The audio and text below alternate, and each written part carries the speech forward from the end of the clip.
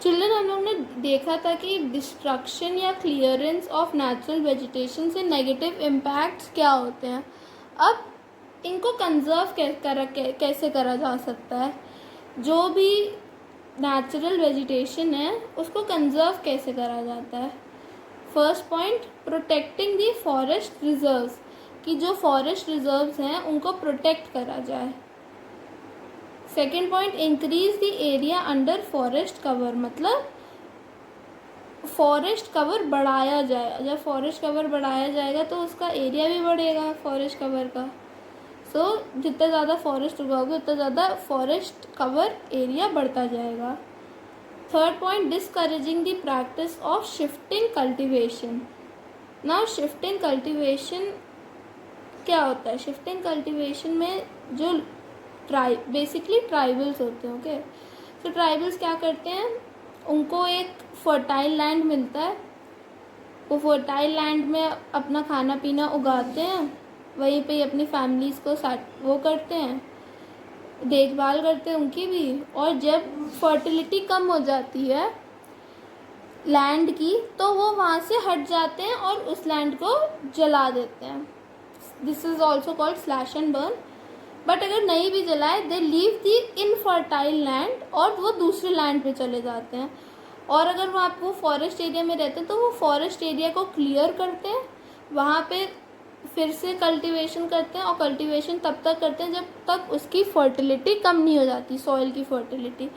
तो वो धीरे धीरे क्या कर रहे हैं, लैंड की फर्टिलिटी कम करते जा रहे हैं। बल्कि उनको क्या करना चाहिए, उनको करना चाहिए कि अगर वो वहाँ पे उगा रहे हैं अपना सामान तो वो ऐसे चीज़ें करें जिससे सॉइल को नुकसान ना हो, उसकी भी सॉइल की भी फर्टिलिटी मेंटेन रहे। Okay, so we have done the third point, discouraging the practice of shifting cultivation. Now the next point is protecting forests from forest fire. अब फॉरेस्ट फायर से प्रोटेक्ट करा जाए फॉरेस्ट को। Then planting adequate trees to make provisions for future needs.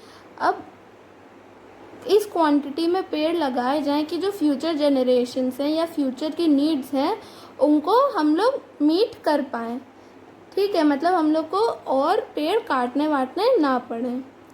Then the next point, encouraging social forestry. We had done in the new words what is social forestry, तो इसमें भी दिक्कत नहीं होनी चाहिए। हम social forestry को increase करें कि ज़्यादा से ज़्यादा लोग group of people पेड़ लगाएं। Okay, now we will start distribution of wildlife. अब हम पूरा natural vegetation कर चुके हैं। Okay, we have done distribution of natural vegetation. उसके 3 पार्ट्स थे, फॉरेस्ट, ग्रासलैंड एंड श्रब्स। हम तीनों चीज़ें कर चुके हैं।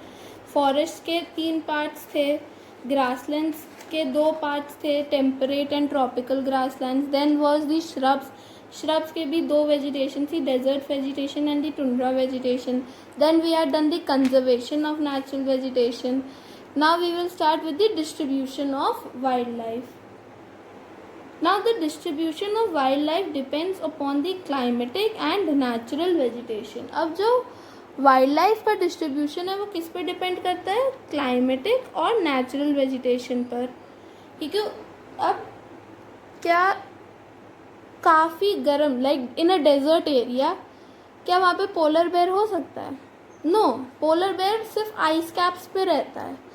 ओके, उसको एक्सट्रीम ठंड चाहिए होती है, वो सिर्फ एक्सट्रीम कंडीशंस में सर्वाइव कर सकता है, एक्सट्रीम कोल्ड कंडीशंस में सर्वाइव कर सकता है। वाइल्ड लाइफ का डिस्ट्रीब्यूशन कि कहाँ पे कौन सी वाइल्ड लाइफ या कौन सी स्पीशीज़ रहेंगी वो क्लाइमेटिक और नेचुरल वेजिटेशन पे डिपेंड करता है। Dense forest support rich wildlife. Dense forest में रिच वाइल्ड लाइफ होती है, मतलब वैरायटी ऑफ वाइल्ड लाइफ होती है।